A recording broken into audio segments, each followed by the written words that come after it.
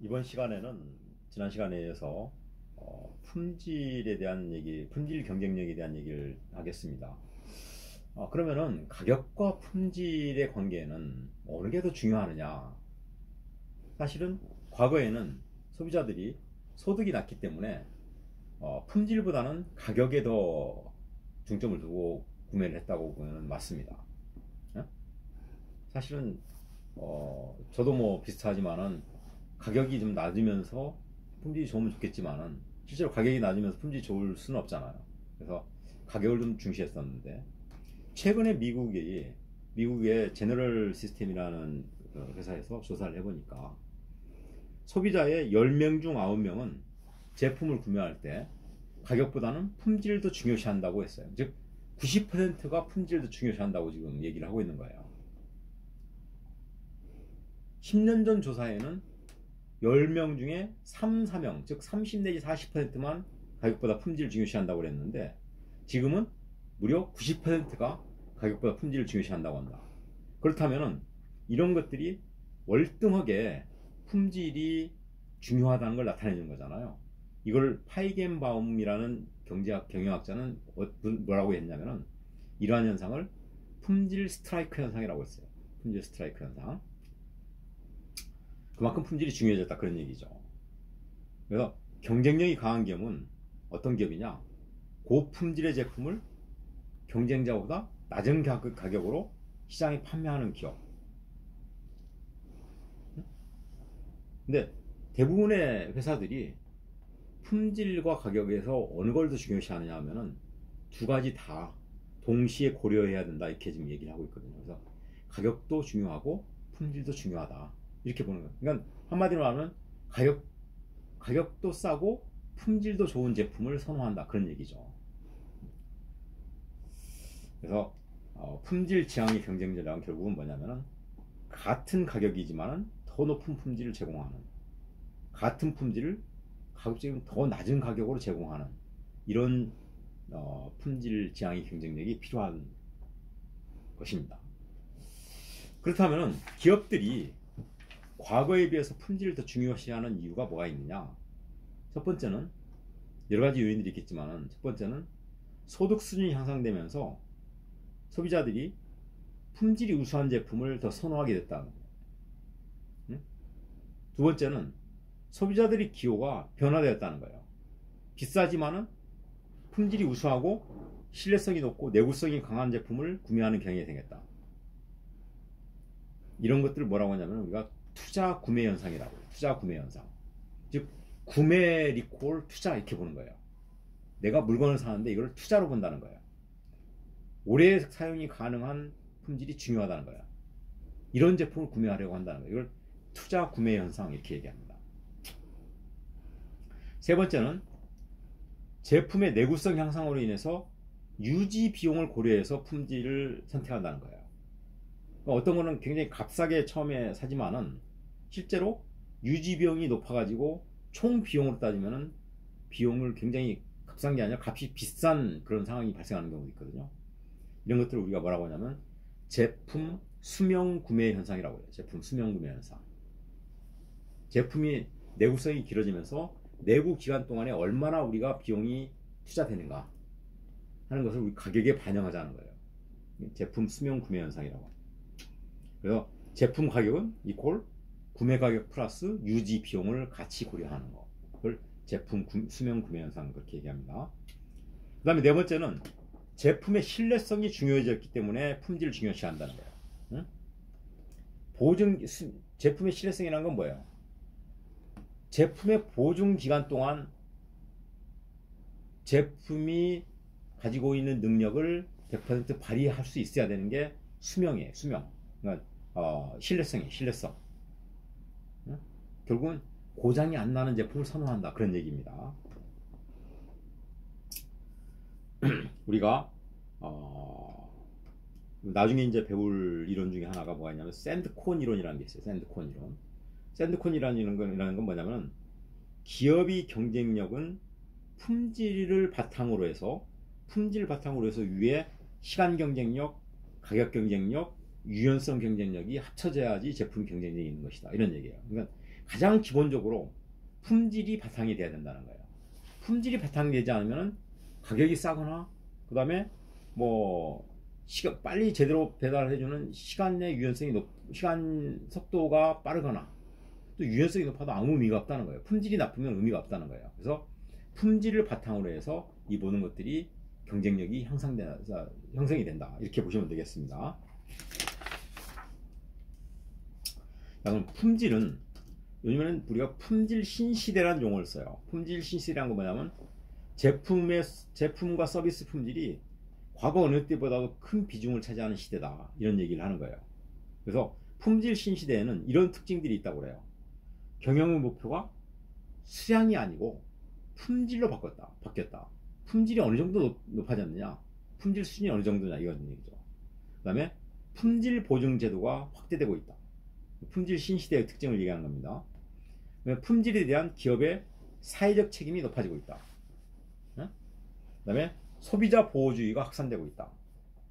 그 다음에 소비자의 다양한 기호를 충족시켜줘야 된다. 환경에 대한 관심, 사회적 책임에 대한 관심, 이런 것들이 최근의 품질 신시대의 특징이라고 볼 수 있겠습니다. 그러면 품질이 기업에 미치는 영향을 이제 도표로 해서 도식화해서 나타낸 표인데요. 보십시오. 품질이 향상되면은, 왼쪽으로 보시면은 직원들이 우리 제품이 굉장히 고품질이고 퀄리티가 높아지면은 우리 제품에 대해서 직원들이 굉장히 의기양양해지는 거예요. 사기가 향상되는 거예요. 또 품질이 향상되면 직원들이 사기가 향상되고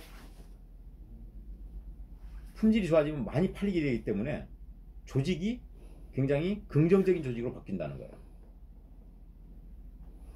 그 다음에 오른쪽에 보시면은 품질이 향상되면은, 제품의 품질이 향상되면 불량품이 없어지기 때문에 비용이 감소된다는 거예요. 비용이. 그 다음에 생산성이 향상된다는 거예요. 재작업을 하지 않기 때문에, 품질이 향상되면은 재작업 시간이 소요되는 게 짧아지기 때문에 생산성이 향상되는 거예요. 원가가 낮아져요. 그 다음에 품질이 향상되면 여기 보는 것처럼 기업이 이미지가 좋아지는 거예요. 삼성이 괜히 좋은 회사입니까?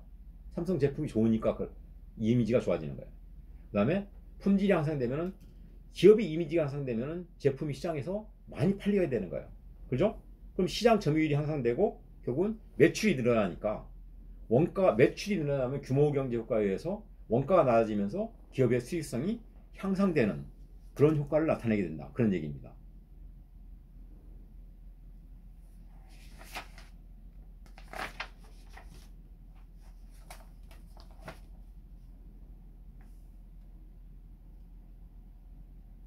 세 번째는 유연성이에요. 유연성은 뭐냐면은 유연성 경쟁력이라고 하죠. 플렉시빌리티는 우리가 유연성이라고 하지만 또 탄력성, 이렇게도 얘기합니다. 탄력성이라고 얘기를 합니다. 유연성이란 건 뭐냐면은 두 가지예요. 하나는 다양한 제품을, 즉 고객이 원하는 다양한 제품을 만들어 줄 수 있는 능력이 있느냐 하는 유연성이 있고, 또 하나는 수요 변화에 대응해서 즉각적으로 제품을 납품할 수 있느냐 하는 유연성이에요. 두 가지가 있어요. 그러니까 제품의 유연성이 있고 물량의 유연성이 있는 거예요. 물량 유연성. 아시겠어요? 그래서 유연성 경쟁력은 아까 얘기했던 뭐 시간 경쟁력, 그다음 뭐 속도, 뭐 가격 경쟁력, 품질 경쟁력, 이 다 갖춰진 다음에 맨 마지막에 형성되는 것이 유연성 경쟁력이에요. 유연성 경쟁력은, 여기는 지금 제품의 유연성, 물량의 유연성, 공정의 유연성 이렇게 나와 있는데 두 가지잖아요. 제품을 고객이 원하는 제품을 만들 수 있느냐, 그 다음에 물량을 고객이 원할 때 시장에 납품할 수 있느냐 하는 게 중요한 유연성 경쟁력이고, 이걸 위해서는, 이렇게 만들어주기 위해서는 공정이 유연해야 된다는 거예요.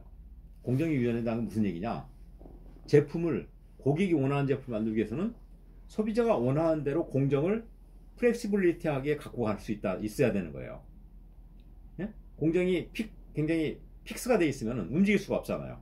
고객이 원하는 거 맞춤 생산할 수 없는 구조가 되면 안 된다는 거죠. 그래서 공정의 유연성이라는 게 하나 더 들어가 있는 겁니다. 그러면은 유연성을 향상시키는 방법은 뭐가 있느냐? 두 가지가 있어요. 인적 자원에 대한 교육 훈련을 통해서 유연성을 향상시키는 방법이 있고요. 그러니까 기술력을 향상시키는 거죠. 교육 직원에 대해서. 또 하나 방법은 설비에 대한 유연성, 즉 새로운 테크놀로지나 자동화 기기를 배치함으로써 말하자면 내가 제품을 만드는 데서 굉장히 유연하게 되는 거예요. 더 많이 생산하게 되고 맞춤 생산이 가능해지는 두 가지를 우리가 유연성을 향상시키는 방법이라고 얘기를 합니다. 마지막으로 시간 경쟁력이 있어요. 시간 경쟁력. 시간 경쟁력은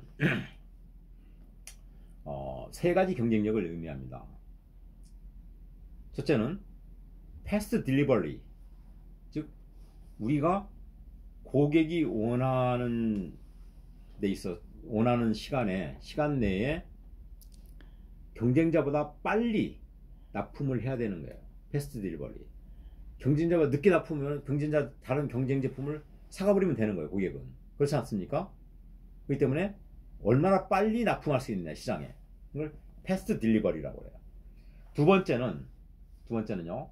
원타임 딜리버리라고 해요. 원타임 딜리버리는 무슨 얘기냐면 고객이 원하는 시간에 제 시간에 납품할 수 있어야 한다는 거예요. 원타임 딜리버리. 제 시간에 납품하지 못한다면은 고객은 우리를 말하자면 우리 걸 물건을 안 사는 거죠.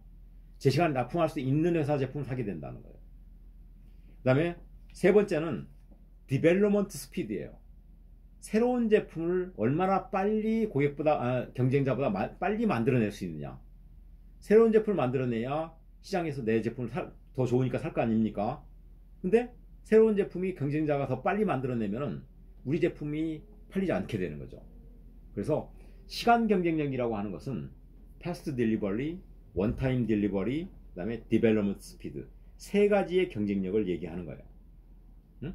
그러니까 패스트 딜리버리는 시장의 제품이 나올 때까지, 즉 주문을 하면서 인도할 때까지의 어떻게 얼마나 리드 타임을 축소시키느냐.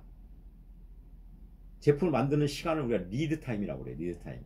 리드 타임을 얼마나 축소시킬 수 있느냐는 걸 우리가 패스트 딜리버리라고 해요. 패스트 딜리버리. 그래서 피터스라는 사람은 허슬 전략이라는 걸 얘기했는데 시간에 대한 경쟁력을 우리가 허슬 전략이라고 했어요. 허슬 전략. 그래서 기업이 시간 경쟁력을 향상시키기 위해서는 여기에 이제 이런 것들을 우리가 이제 요구하는 거죠. 조직이 수평화돼야 된다. 조직이 수직 조직인 조직에서는 절대 시간 경쟁력을 향상시킬 수가 없어요. 왜냐하면 수직적인 조직 생각해 보세요. 여러분도 기업에 들어가시면 알겠지만은 사원에서 그 다음에 대리되고 뭐 계장되고 과장되고 차장되고 이렇게 막 올라가잖아요. 근데 손님이 와서 어떤 물건을 사려고 하는데 아니면 어떤 의사결정을 하려고 하는데 사원이 맞이고 사원이 대리한테 말하고 대리가 과장한테 말하고 과장이 차장한테 말하고 부장한테 말하고 임원한테 말하고 사장한테 말하고 부사장한테 말하고 사장한테 말하고 7개 단계를 거친 동안 손님은 떠나버리는 거예요. 그 고객은 떠나버리는 거예요. 어떻게 해야 되냐? 수평 조직이란 건 뭐냐면은 팀 조직을 의미하는 거예요. 팀원과 팀장 딱 2단계만 있는 거예요. 2단계. 그러면 훨씬 더 의사결정, 디시전이 빨라지는 거죠. 그래서 기업이 경쟁력을 향상시키기 위해서는 조직이 수평화돼야 된다. 그 다음에 조직이 분권화돼야 된다. 이건 무슨 의미냐면 분권이란 거는 내가 갖고 있는 권한을 말하자면 밑에 직원한테 위양하는 거예요. 위양. 그러면 예를 들어 삼성 같은 경우는 밑에 사원이 결정할 수 있는 권한이 뭐 1억이에요. 1억. 근데 이런 조직이 아니고 분권화가 안 돼 있으면 1억에 대한 디시전을 하려면은 사원이 과장한테 얘기하고 과장이 또 부장한테 얘기하고 이렇게 이런 단계를 거치기 때문에 내가 권한을 얼마나 이양하느냐가 굉장히 중요한 시간 경쟁력을 향상시키는 요소가 되는 거예요. 그 다음에 조직이 유연성 있는 조직이 돼야 된다. 시장 요구에 신속하게 대처할 수 있으려면 굉장히 조직이 플렉시빌리티 해야 된다. 그런 얘기입니다. 그 다음에 조직이 유기감을 갖고 있어야 된다. 유기감이란 뭐예요? 항상 변화하는 트렌드에 맞춰서 내가 변화하는, 혁신하는 이런 조직이 돼야 된다는 거예요. 그래야 경쟁력이 높아진다는 거예요. 그 다음에 위험과 실패에 대한 책임감, 신속한 피드백, 이런 것도 마찬가지잖아요.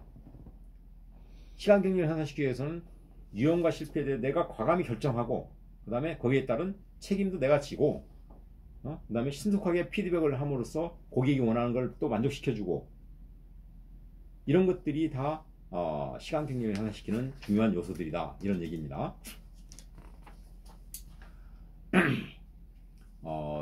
여러분들이 지금 동영상으로 강의를 하기 때문에 제가 유인물을 나눠주고 유인물을 먼저 공부를 해야 되는데, 이거는 나중에 오프라인 시간에 제가 다시 수업을 하도록 하고요. 그 다음 장을 계속 하도록 하겠습니다. 자, 이번 시간에는 생산운영관리란 그럼 무엇이냐, 정의에 대한 얘기를 하도록 하겠습니다. 여러분, 생산이란 건 제가 오리엔테이션 시간에 얘기했는데, 생산이란 건 뭐라고 그랬어요? 원자재를 변환하는 공정, 즉 조립 공정을 거쳐서 말하자면 제품, 산출물, 아웃풋이라고 하죠. 산출물로 나오기까지 이 과정을 우리가 생산이라고 해요. 생산. 즉 원자재를 제품으로 만들어내는 거, 이거 생산이라고 그래요. 그러면 생산 운영 관리란 뭐냐? 내가 목표를 설정하고 이 목표를 달성하기 위해서 계획하고 추진하고 운영하고 통제하는, 생산에 있어서 생산의 전략에 의해서 내가 이걸 생산을 어떻게 해내서 계획된 시간에 납품할 수 있을 것인가, 계획된 물량을 계획된 대로 납품할 수 있는가 하는 것을 효율적으로 통제하고 관리하는 것을 우리가 생산 운영 관리라고 합니다. 생산 운영 관리. 자, 그러면 생산 운영 관리를 우리가 학문적으로 정의를 해보도록 하겠습니다. 생산 운영 관리를 학문적으로 정의하면은 시스템 내에서 유형재화나 무형재화를 산출하는 데 요구되는 변환에 필요한 투입물과 자원을 효과적으로 운영하는 거, 이걸 생산운영관리의 정의, 학문적 정의라고 합니다. 그러면은 여기 나와 있는 대로 체이스의 정의를 보시면은 기업이 가장 중요한 제품과 서비스를 창출하고 공급하는 시스템을 설계하고 운영하고 개선하는 거, 이걸 생산운영관리라고 그래요. 즉 시스템적인 측면에서 정의한 겁니다. 응? 그러면 우리가 아까 학문적인 정의는 얘기했고요. 일반적인 정의는 뭐냐? 일반적인 정의는 여기 밑에 줄 친 것처럼 제조 활동에 대한 관리, 유형재화의 생산이나 무형재화인 서비스의 공급을 담당하는 생산 시스템을 관리하는 것을 우리가 생산운영관리라고 합니다. 그러면은 자, 생산에 대한 정의부터 보십시다. 생산에 대한 정의는 아까 뭐라고 했어요? 무형의 투입물을, 원자재를 산출물, 제품으로 만들어내는 활동을 우리가 생산이라고 한다고 했어요. 생산이라고 해요. 근데 이 생산이란 거는 부가가치를 만드는 생산이 중요한 것이지, 부가가치를 생산하지 못하는 것은 의미가 없어요. 즉 내가 원자재를 100원어치에 사가지고 100원을 투입해서 제품을 100원짜리 만들어내는 건 아무 의미가 없는 거예요. 기업은 왜 존재해요? 수익이 있기 때문에 기업이 존재하는 거잖아요. 수익을 보고 존재하는 거예요. 그러면은 어떻게 해야 되냐? 100원의 원자재를 투입해서 최소한 110원어치를 만들어내서 10원의 이익을 챙겨야 되는 것이 기업이에요. 즉 부가가치가 있는 생산을 해야 되는 것이 기업의 기본 목표입니다. 그렇죠? 그래서 투입물을 산출물로 변환시키는데 어떤 제품을 만들어야 된다고요? 부가가치가 있는 제품을 만들어내야 된다, 이런 얘기입니다. 응? 그러면은 생산운영관리는 우리가 보통 5가지의 요소가 있다고 그래요. 그래서 우리가 OM이라고 합니다. 생산운영을 하기 위해서는 5가지 M이 필요합니다. 5가지 M이 뭐냐? 첫 번째, 여기 있는 것처럼 사람이 필요한 거예요. 사람. 생산하기 위해서는 사람이 있어야 되잖아요. 사람. 두 번째, 사람만 있어도 되는 게 아니고 생산하기 위해서는 기계가 필요하잖아요. 머신, 기계가 필요해요. 사람이 직접 할 수 있는 건 없으니까 기계를 작동하는 게 사람이잖아요. 그러니까 사람과 그 다음에 기계가 필요한 거예요. 머신. 그 다음에 세 번째 뭐냐면 메소드, 메서돌로지라고 하죠. 어떻게 만들 것인가 하는 방법이 필요한 거예요. 방법. 응? 기계가 있다고 다 되는 게 아니잖아요. 어떻게 만들 것인가 방법, 메서드. 그 다음에 무엇을 투입할 것인가 하는 자원, materials, 자원. 그 다음에 이거를 운용하기 위한 재원, 자금, 머니가 필요합니다. 그래서 이 5가지를 우리가 OM이라고 그래요. 다시 man, machine, method, 그 다음에 materials, 그 다음에 money를 OM이라고 합니다. 생산의 용어를 이제 보시면은 생산의 용어는 투입물 있죠. 투입물과 인풋이라고. 인풋. 투입물은 주로 원자재를 얘기하는 거. 원자재. 그리고 자원이라면은 이 원자재를 말하자면 조립하기 위해서 인적 자원, 물적 자원이 필요한 거예요. 자원. 유형제나 무형제를 산출하기 위해서 변환 과정에 들어가는 인적 자원이나 물적 자원 같은 요소들을 얘기하는 거예요. 그 다음에 변환 공정. 이거는 변환 과정이라고 하는데 투입물을 산출물로 만들어내는 말하자면 프로세스가 필요한 거예요. 프로세스. 그 다음에 산출물은 우리가 아웃풋이라고 해요. 그래서 이건 제품을 얘기하는 거죠. 이것도 필요한 겁니다. 자, 생산운영 관리 환경은 내부 환경과 외부 환경이 있는데, 여러분 잘 아시다시피 내부 환경이라는 거는 기업 내에서 이루어지는 생산에 영향을 미치는 모든 환경들을 얘기하는 거예요. 시스템, 인적, 물적 자원 이런 것들을 얘기하는 것이고, 외부 환경이라는 기업 밖에서 우리한테 영향을 미치는 법과 제도와 규제와 환경과 이런 것들을 얘기하는 거예요. 그래서 생산 의사결정에 영향을 미치는 여러 가지 외부 환경들은 뭐냐? 사회적인 여러 가지 시스템들, 소비자의 선호, 환경, 기술적인 시스템, 정치적인 시스템, 경제적인 시스템, 그리고 중요한 거는 고객, 그리고 경쟁자는 어떻게 하고 있을까 하는 거예요.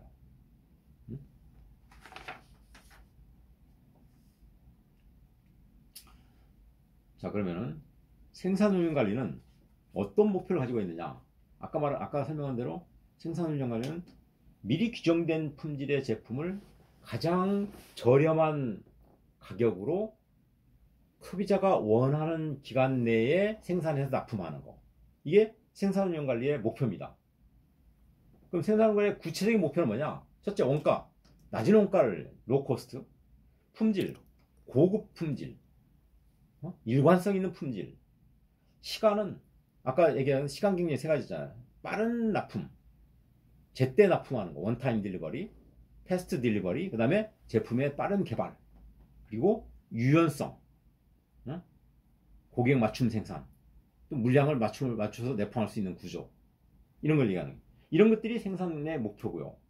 그다음 구체적인 기업의 생산 목표는 뭐냐? 생산의 목표는 뭐냐면 생산성을 어떻게 높일까? 품질을 얼마나 높일까? 경쟁력을 얼마나 우리가 확보해야 되는 것인가? 마켓시어, 시장 점유율을 얼마나 높일 것인가? 고객에 대한 유연성을 얼마나 확보할 것인가 하는 것들이 구체적인 디테일한 생산운영 관리의 목표입니다. 그래서 오늘 여기까지 하는데요. 생산운영 관리는 중요한 목표는 위에 있던 구체적인 목표. 원가, 품질, 시간, 유연성에 대한 거고요. 그 다음에 구체적인 목표는 그러면 이 기본 목표에서 이걸 어떻게 달성할까 하는 거예요. 생산성을 얼마나 높여야 되느냐, 품질 수준을 얼마나 확보해야 되느냐, 경쟁력을 어떻게 확보하면 되는 것인가, 시장 점유율을 어떻게 할 것인가, 얼마나 높일 것인가, 얼마나 목표로 할 것인가, 고객 서비스는 우리가 맞춤은 어느 정도 수준 할 것인가 하는 것들이 구체적인 목표가 되겠습니다. 감사합니다.